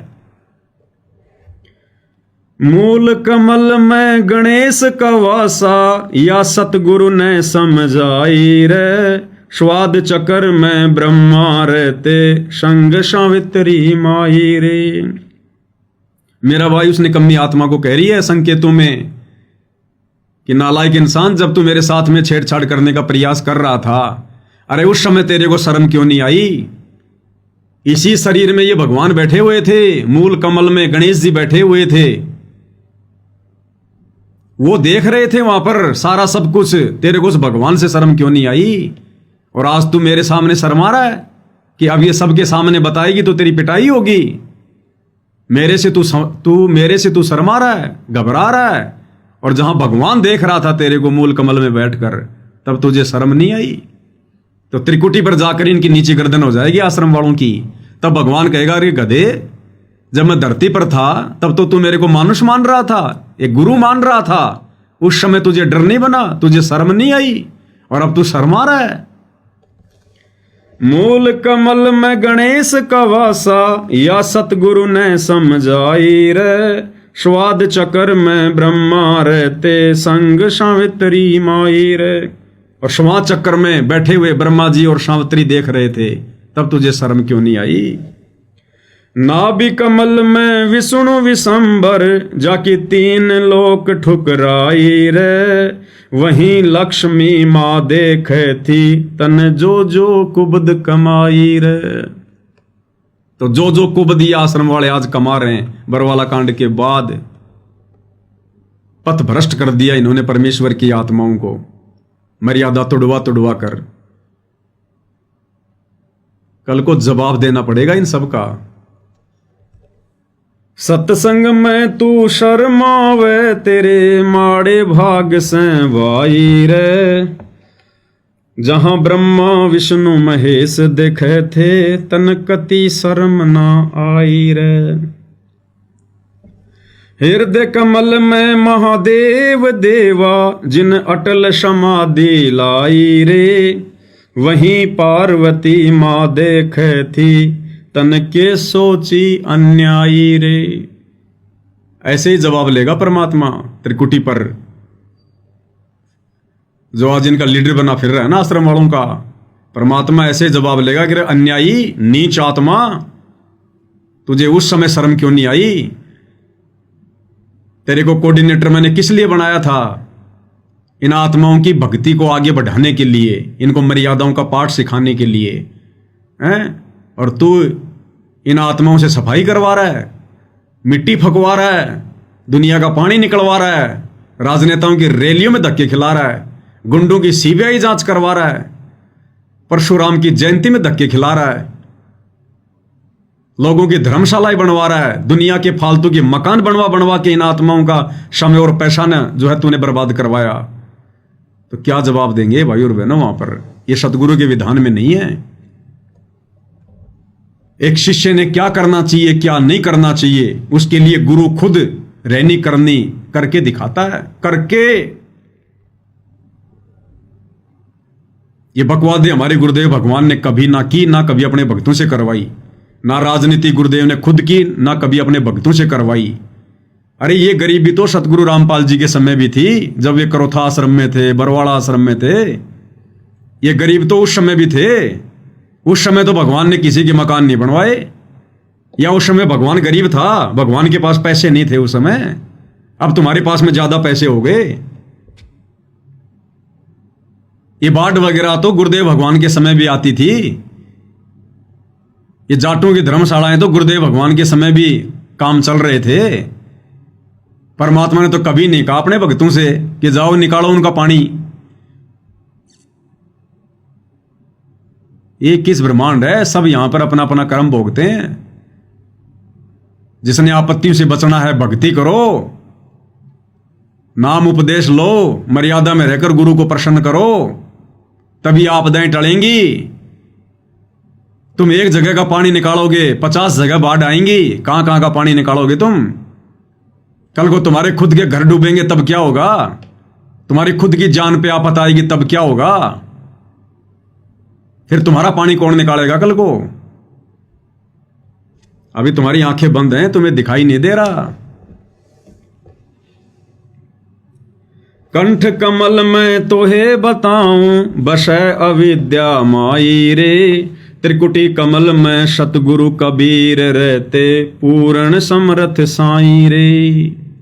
कि त्रिकुटी कमल में बैठा हुआ वो कबीर भगवान सतगुरु रामपाल जी भी देख रहा था, और देख रहे हैं वर्तमान में परमात्मा इन सारी बकवादों को। सत्संग में तू शर्मावे तेरे माड़े भाग से भाई रे। जहां ब्रह्मा विष्णु महेश देखे थे तन कति शर्म ना आई रे। सहस कमल में निरंजन जोगी दे घंटा शंख सुनाई रे। शंख कमल में दर्शन कर ले सत्य पुरुष आप गोसाई रे। सत्संग में तू शर्मावे तेरे माड़े भाग से भाई रे। जहां ब्रह्मा विष्णु महेश देखे थे तन कति शर्म ना आई रे। गुरु रामपाल जिन मेहर कर दी दिया नाम जहाज बिठाई रे। बागपुर बले जगे दास के गुरु चरणों में लो लाई रे। गुरु रामपाल जिन मेहर कर दी दिया नाम जहाज बिठाई रे। बागपुर बले जगे दास के गुरु चरणों में लो लाई रे। ये भाग जगह हैं साध संगत वालों के, सत्सेवक भाई बहनों के, जो इन बकवादों से हटकर, क्योंकि हमें धर्म कर्म की जानकारी दे दी गुरुदेव ने कि बच्चों ये कर्म भूमि है, यहां सब अपने अपने कर्म भोगते हैं। हमें भक्ति मिल गई, हमें यहां से अपना पीछा छुड़वाना है, हमने फटी में पैर नहीं फंसाना। तो भाई और बहनों, कैसे गुरुदेव भगवान ने साथ संगति से जोड़कर इन तमाम बकवादों से हमारे को बाईपास कर दिया, जो बकवादें काल इन आत्माओं के सिर पर बैठकर आए दिन करवा रहा है। तो भाग पुरबले जगे दास के गुरु चरणों में लो लाई रे। आज हमारी लो, हमारी लगन हमारे गुरुदेव के चरणों में है। हम इन बकवादों का हिस्सा नहीं बनते। सत्संग में तू शर्मावे तेरे माड़े भाग से भाई रे। जहां ब्रह्मा विष्णु महेश देखे थे कति शर्म ना आई रे। तो क्या कह रहा है इस भाई की बात को एक बार फिर से सुन लेते हैं। कह रहा हमने तो मजाक मजाक में, सरपंच साहब ने ऐसे ही हंसी मजाक में कह दिया, बोला भाई ये एक आधा मकान तो कोई भी बना दे, ये हमारा गांव का पानी निकाल के दिखाओ, तब जाना था ने। तो काल तो तैयार बैठा था, तुरंत इंजेक्शन लगा दिया। और बेमतलब की प्रार्थना इन्होंने जाकर गुरुजी को बताई या नहीं बताई, इनका कोई विश्वास नहीं है इनका। ये तो खुद ही गुरु बने हुए हैं, खुद ही गुरु बन के बैठे हुए हैं। साहब ने एक हंसी मजाक के तरीके से ये बात कही होगी शायद कि भाई एक मकान तो कोई भी बना दे, मेरा तो गांव बाढ़ से पीड़ित है, आप गांव का पानी उतारो। तो फिर कमेटी ने कहा सरपंच साहब हम जरूर आपकी जो ये प्रार्थना है ये संत रामपाल जी महाराज को पहुंचा रहे हैं। तो डेढ़ घंटे में ही रिस्पॉन्स आ गया और टीम ने वापस पूरे गांव में कहा कि भाई हम आपको आपकी डिमांड बताओ क्या है। पूरी ग्राम पंचायत ने कल ये डिमांड दी और आज 24 घंटे के अंदर, इतना जल्दी तो मतलब प्रशासन ने मारा है, पिछले 6-7 दिन हो गए प्रशासन ने लगे हुए, इतनी जल्दी तो प्रशासन ने भी मदद नहीं पहुंचाई जितनी जल्दी संत रामपाल महाराज जी ने जो गांव की मदद करने का। अब भाई और बहनों विचार करो, अब इन लोगों का एक जवाब होगा, इस वीडियो के बारे में कोई सवाल करेगा इनसे कि भाई तुम भक्तों ने क्या मतलब था। वैसे तो सवाल कोई करता ही नहीं इन लोगों से, वैसे तो सवाल कोई करता ही नहीं है। पूरी संगत के सिर पर काल बैठा है, कौन लट खाने का काम करे भाई सवाल जवाब करके। तो सवाल जवाब तो कोई करता ही नहीं है इन लोगों से, तभी तो इनके हौसले बुलंद हो रहे हैं। और अगर कोई करने की हिम्मत करेगा थोड़ी बहुत तो उसको पवनदास दिखाई दे जाता है कि भाई तेरे साथ भी पवनदास जैसी बनेगी, अपना चुपचाप बैठ जा घर पे। तो सवाल जवाब तो इनसे कोई करता नहीं, तभी तो इनके हौसले बुलंद हो रहे हैं। और अगर इनसे कोई सवाल भी कर ले एक आधा भूला भटका नया प्राणी, तो क्या जवाब देंगे? अरे वो ऐसे तो जुड़ेंगे ज्ञान से, ऐसे तो जुड़ेंगे गुरुजी से, ऐसे तो नाम लेंगे गुरुजी से। अरे इस प्रकार से चापलूसी कर करके जोड़ी गई आत्माएं भक्ति मार्ग पर कभी सफल होती हैं क्या? क्या करेंगे जुड़ के गुरुजी से? ये 50 लाख के पाइप देखकर, 5 ये पानी निकालने की मोटर देखकर ये गुरुजी से जुड़ेंगे।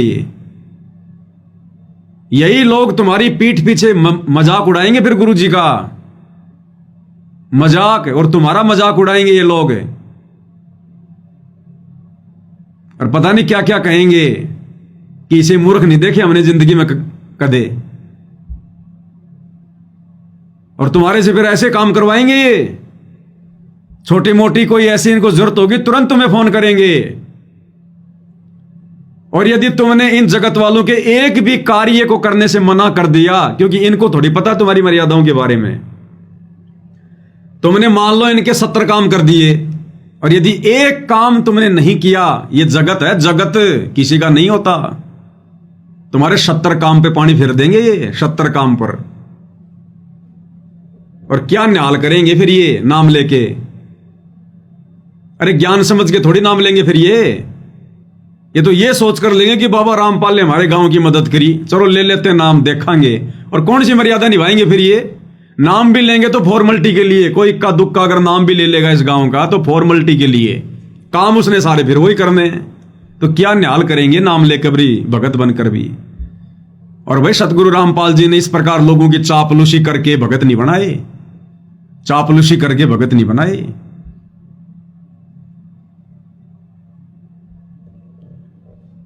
तो भाई और बहनों, आप और हम सत्सेवकों के ऊपर परमात्मा की बहुत बड़ी मेहर है, बहुत बड़ी रजा है।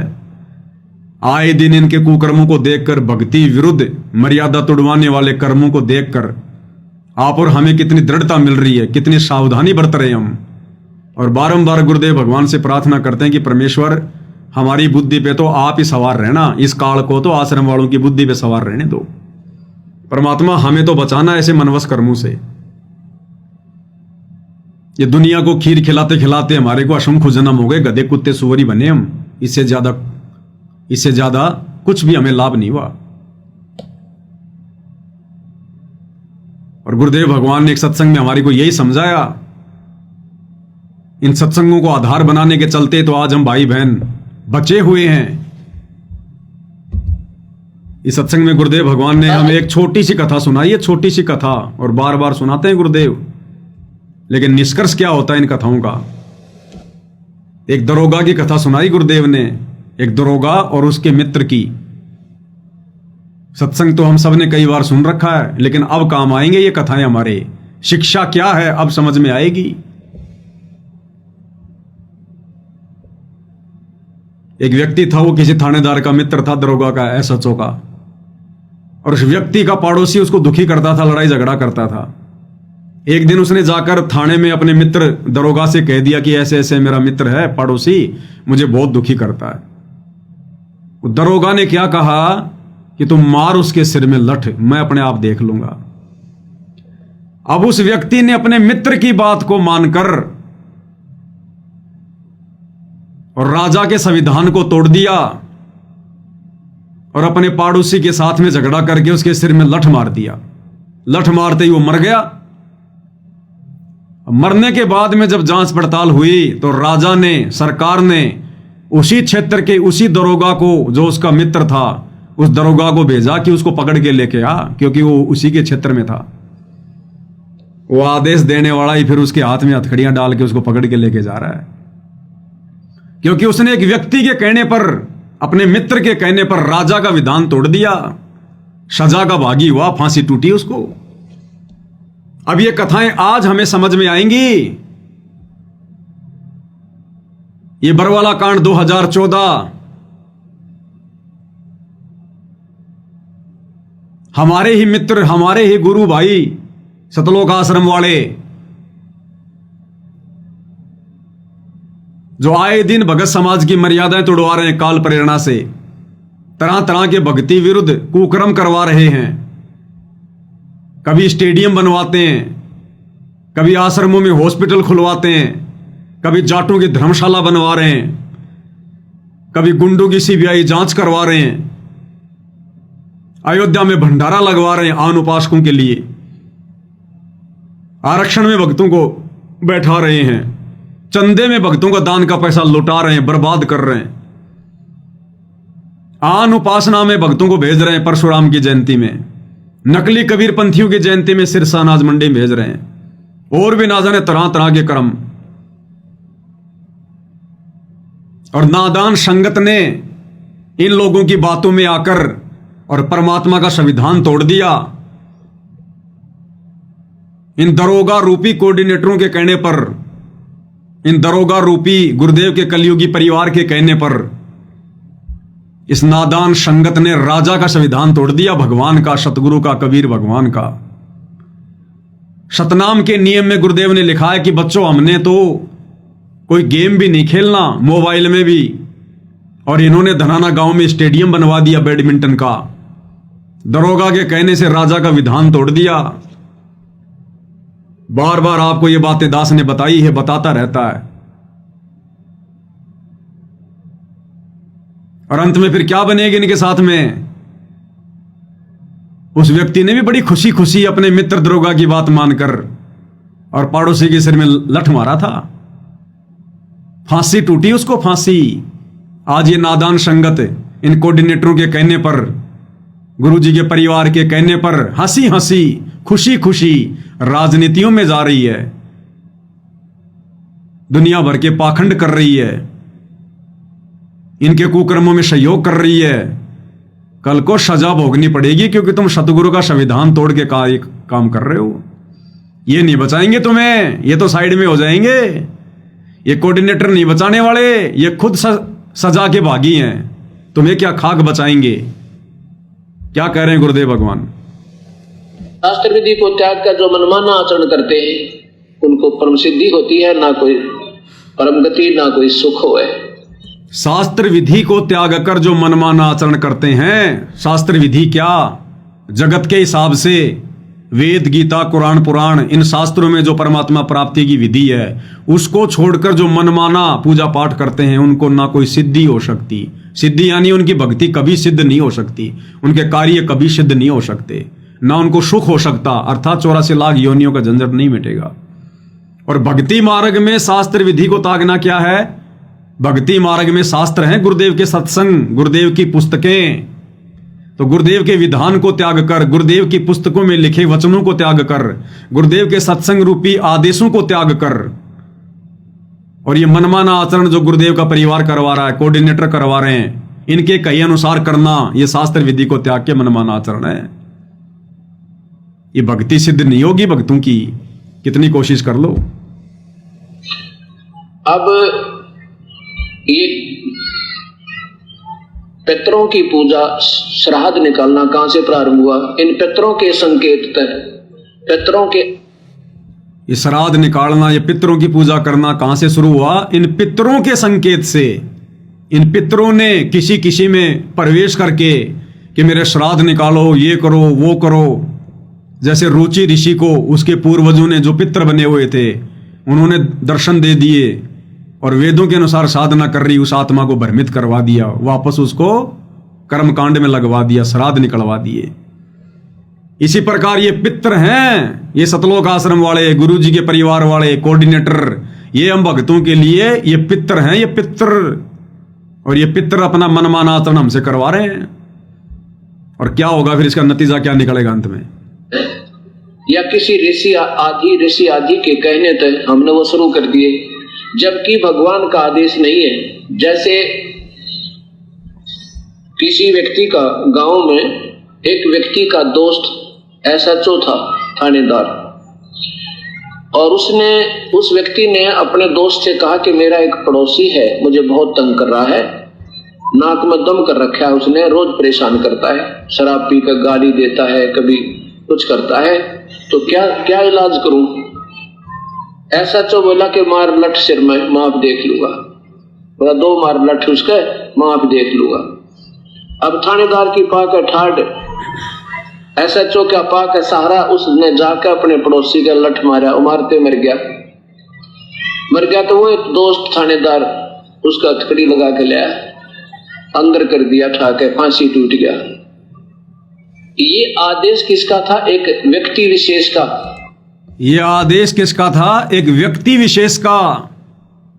इसी प्रकार वर्तमान में जो कुक्रम संगत से करवाए जा रहे हैं, ये आदेश हैं किसके? ये व्यक्ति विशेष के आदेश हैं, इन कोऑर्डिनेटरों के आदेश हैं, गुरुजी के कलयुगी परिवार के आदेश हैं।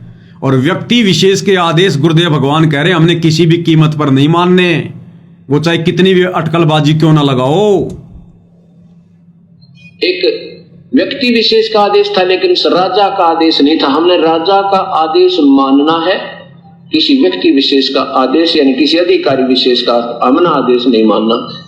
अगर वो संविधान के विरुद्ध है तो चाहे वो कुछ भी सिर पटके, तो चाहे वो कुछ भी सिर पटके, अगर संविधान के विपरीत वो आदेश है तो हमने नहीं मानना।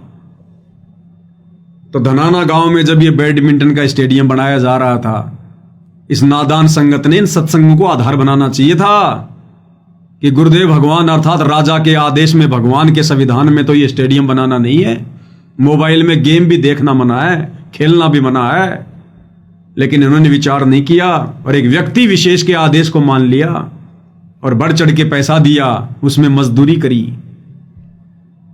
आनंदपाल सिंह राजस्थान का गैंगस्टर जो पुलिस एनकाउंटर में मारा गया, उसकी सीबीआई जांच का समर्थन करवाने के लिए सतलोक आश्रम वालों ने राजस्थान की संगत को राजस्थान के अजमेर में और हरियाणा की संगत को हरियाणा के भिवानी में राजपूत करणी सेना की रैली में बैठा दिया।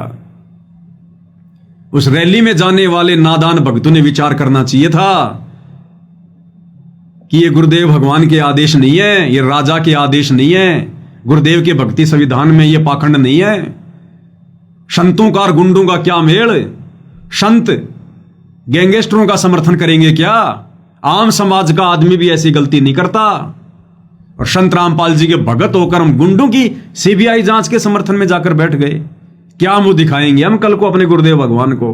क्या सीखा हमने? क्या हमने सत्संग सुने? तो हमने व्यक्ति विशेष के आदेशों को माना। सतगुरु रामपाल जी भगवान के विधान के विपरीत जाकर सजा के पात्र हैं। ये गलतियां तो हो चुकी हैं, इनकी सजा तो मिलेगी मिलेगी। ये परमात्मा पक्षपात नहीं करता, निष्पक्ष होकर न्याय करता समय आने पर। राम किसी को मारे नहीं, मारे तो हत्यारा राम अपने आप ही मर जाएंगे कर कर खोटे काम। समय आने पर देखना भाई और बहनों, आज हमारे को चाहिए कितने बड़े बड़े भगत दिखाई दे रहे हैं, कितने बड़े बड़े राजनेताओं से इनके संपर्क दिखाई दे रहे हैं। जगत वालों पर लाखों करोड़ों रुपया संगत का 1 घंटे में उड़ा देते हैं ये लोग। आज हमें पैसे वाले दिखाई दे रहे हैं। ये चमक दमक समाप्त होते टाइम नहीं लगता जब इनके पाप का घड़ा भरेगा, क्योंकि मर्यादा तो टूटी हुई है, गुरु तो नाराज है। ये समझ नहीं पा रहे, गुरु को मानुष मानकर और सोच रहे बस बस हम तो जो भी आदेश लेते हैं गुरु जी खुशी खुशी दे देते हैं। अरे परीक्षा चल रही है, इस परीक्षा के समय में बच्चा पूछेगा कि मेरे बाप का नाम रामलाल की जगह श्यामलाल लिख दूं क्या, तो गुरु ये कहेगा बेटा लिख दे। इस समय तो संगत ने बुद्धि विवेक का इस्तेमाल करना चाहिए था, लेकिन संगत तो अपनी नैया डुबो चुकी है। अब तो भाई परिणाम शेष है, 90% परीक्षा समाप्त हो चुकी है। अब तुम चाकर भी भगत बनना चाहोगे तो भी नहीं बन पाओगे। चाकर भी तुम इतना पीछे जा चुके हो, इतना पीछे। तो गुरुदेव भगवान कह रहे हैं किसी व्यक्ति विशेष के आदेश नहीं मानने, चाहे कितना सिर पटकाए। मां भी देख लूंगा। अब थानेदार की पाकर ठाड, SHO का पाकर सहारा, उसने जाकर अपने पड़ोसी का लठ मारा, मारते मर गया। तो वो एक दोस्त थानेदार उसका हथकड़ी लगा के लाया, अंदर कर दिया, ठाके फांसी टूट गया। ये आदेश किसका था? एक व्यक्ति विशेष का, एक व्यक्ति विशेष का आदेश था, लेकिन राजा का आदेश नहीं था। हमने राजा का आदेश मानना है, किसी व्यक्ति विशेष का आदेश यानी किसी अधिकारी विशेष का हमने आदेश नहीं मानना। अगर वो संविधान के विरुद्ध है तो चाहे वो कुछ भी सर पटके, तो उस इसी प्रकार जैसे दास आपको दिखाएगा एक मार्कंडेय पुराण, किसी व्यक्ति विशेष का आदेश नहीं मानना। अगर वो राजा के विधान के खिलाफ है तो चाहे कितना ही सिर पटकाए। तो ये आश्रम वाले जब इनका कोई आदेश नहीं मानता है तो ये सिर ही तो पटकते हैं। तुम्हारा पीला पर्चा निकलवा देंगे, तुम्हें गुरुद्रोही घोषित करवा देंगे, तुम्हें आश्रमों में नहीं घुसने देंगे। ये होता है सिर पटकना, यानी जबरदस्ती अपने मनमाने आचरण का लोगों को हिस्सा बनाना। तो गुरुदेव कह रहे हैं वो चाहे कितना सिर पटकाए, अगर तुम्हारे गुरु के विधान के खिलाफ वो कार्य है तो उन्हें सहयोग नहीं करना, चाहे कोई जी भी हो। गुरु के अलावा सब व्यक्ति विशेष हैं, व्यक्ति विशेष। तो हम सत्सेवक भाई बहन जीत में रहे, जीत में। और ये सारा का सारा सरे पूज्य गुरुदेव भगवान को है, जिन्होंने हमें सद्बुद्धि बख्शी, जिन्होंने हमें सद्बुद्धि बख्शी। क्योंकि हमने गुरु के सत्संगों को भगवान माना, गुरु की गैर हाजिरी में गुरु जी की पुस्तकों को हमने भगवान माना, उन पुस्तकों में लिखे आदेशों को हमने सर्वोपरि माना, सत्संगों में दिए गए आदेशों को हमने सर्वप्रथम माना। किसी व्यक्ति विशेष के आदेश नहीं माने हमने। भले हमारे को गालियां खानी पड़ी, धमकियां सहन करनी पड़ी, मुकदमे सहन करने पड़े, जेल जाना पड़ा, मार पिटाई खानी पड़ी, लेकिन हमने व्यक्ति विशेष के आदेशों को स्वीकार नहीं किया। और इसका नतीजा आज गुरुदेव भगवान ने हमें भक्ति की ऊंचाइयों पर बैठा रखा है। एक सत्संग में क्या कह रहे हैं गुरुदेव भगवान भगवान भी यही बताने आए थे। उस भगवान के द्वारा बताए गए उस सारे अध्यात्म ज्ञान को इस दास के ऊपर अदा हुई। ये सत्संग सुनाए, सदग्रंथों से वो प्रमाण निकाले और वो आप तक पहुंचा दिए। तो वो भगवान ही समझो, वो पुस्तक आपके पास उस मालिक का संदेश है। वो पुस्तक क्या है? वो पुस्तक भगवान ही समझो, उस मालिक का आदेश ही समझो। वो पुस्तक जो आपके पास है, जो ज्ञान गंगा पुस्तक हमारे पास में है, जो जीने की राह पुस्तक हमारे पास में है, जो गुरुदेव भगवान के सत्संग हमारे पास में है, गुरुदेव कह रहे हो वो भगवान ही समझो, वो भगवान के आदेश ही समझो जो तुम्हारे पास में पुस्तकें हैं, जिनमें 30 साल से भगवान ने दुनिया से दुश्मनी मोल लेकर, लोगों की गालियां खा खा के, जेल जा जाके, और गुरुदेव ने हमारे लिए उसमें आदेश लिखे हैं। तो गुरुदेव कह रहे हैं वो पुस्तक भगवान ही है, वो पुस्तक आदेश ही है। ध्यान से सुन लो।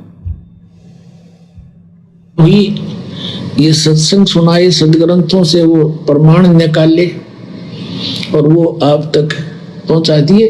तो वो भगवान ही समझो, वो पुस्तक आपके पास उस मालिक का संदेश है। भगवान ही समझो, पुस्तक उस मालिक का आदेश है वो। तो हमने क्या भगवान के आदेश माने? हमने क्या, हमने सत्संग सुने? क्या हमने पुस्तकें पढ़ी? फिर गुरुदेव कह रहे हैं उन पुस्तकों को ही भगवान मानो, भगवान का आदेश है वो पुस्तकें। कल को गुरुदेव भगवान नहीं रहेंगे तब भी इन पुस्तकों में लिखे आदेश को ही दुनिया मानेगी, इन सत्संगों के आदेशों पर ही दुनिया चलेगी। फिर शतलोक जाकर कौन प्रार्थना लगाएगा गांव वालों की, जब यहां पर बाढ़ आएगी कि गुरुजी गांव वालों का पानी निकाल दे क्या? तब कौन जाएगा शतलोक? 1.5 घंटे में कैसे आदेश आएगा? तो भाई और बहनों, आप और हमने ज्ञान को आधार बनाया, पुस्तकों को अपना गुरु बनाया, अपना भगवान बनाया। इन पुस्तकों में, सत्संगों में छुपे आदेशों को, गुरुदेव की मर्यादाओं को हमने सर्वोपरि माना। इसलिए आज गुरुदेव भगवान हम सत्सेवकों को अपनी गोद में उठा के चल रहे हैं, अपनी गोद में उठा के। हमसे जरा भी मर्यादा में त्रुटि नहीं होने दे रहे गुरुदेव भगवान, क्योंकि ये समय ही मर्यादाओं में रहकर भक्ति करने का है, गुरु को प्रसन्न करने का है। और काल तो भाई बकवाद करवाएगा, वो तो बराबर की शक्ति है, अपने स्तर पर वो भी बराबर की शक्ति है, बराबर का जोर लगा रहा है, वो दिखाई नहीं दे रहा, लेकिन भगवान से भी ज्यादा प्रयास वो कर रहा है, भगवान से भी ज्यादा चिंता उस काल को है। तो वो कैसे भक्ति करने देगा भाई?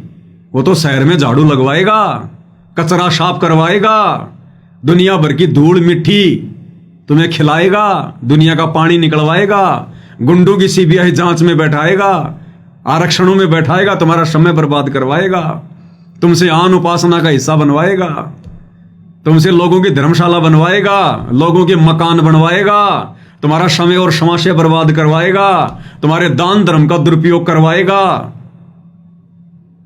वो यही करवाएगा और यही वो करवा रहा है, क्योंकि वो संगत में पूरी तरह से एक्टिव है, एक्टिव। वो सबके सामने प्रकट नहीं होता, वो अपना कार्य दूसरे में गुप्त प्रेरणा करके, कुप्रेरणा करके करवाता है। जैसे वर्तमान में इन आश्रम वालों में कुप्रेरणा करके, कोऑर्डिनेटरों में कुप्रेरणा करके, गुरुदेव के कलयुगी परिवार में कुप्रेरणा करके भली भांति अपना काम निकाल रहा है। और संगत बिल्कुल बेखबर है, पता भी नहीं संगत को क्या हो रहा है, हम किस दिशा में जा रहे हैं।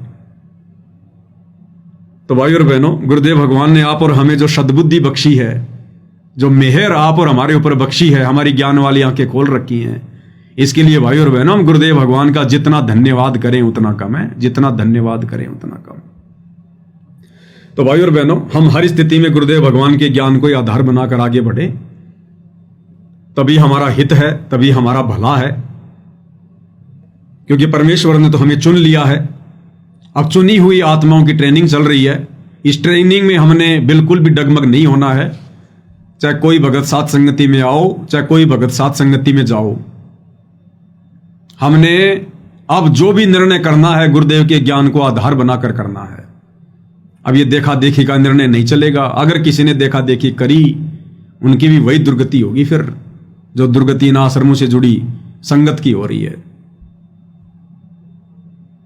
तो भाई और बहनों, आज की साथ संगति में केवल इतना ही। पूज्य गुरुदेव भगवान हम सभी को सद्बुद्धि प्रदान करें, हमारा मार्गदर्शन करें, हमें आशीर्वाद प्रदान करें। इसी के साथ साथ संगति को विराम देते हैं। बंदी छोड़ सतगुरु रामपाल जी परमेश्वर जी की जय हो।